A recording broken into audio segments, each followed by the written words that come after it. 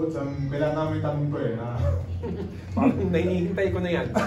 It's not a matter of if, it's a matter of when. Go. Coach, yun na. Yung may balita nga rin, trade ka nga si Jordan for Mikey Williams.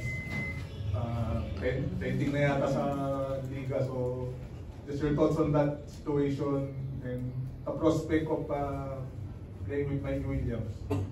Well, right now, the situation is Jordan is still with Converge. I don't know the eventuality kasi that's above my pay grade. So I don't want to speculate on that.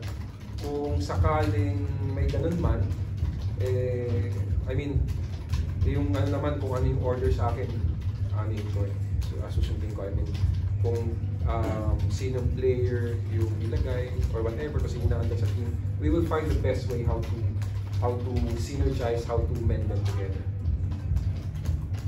Coach, do you feel like you have enough time to, kasi next game nyo pa ata is on the 11th, right? So, 2 weeks. Do you think, regardless of what happened, do you think yung potential na Mikey will be with your team, do you think nandun na siya sa system ninyo if ever?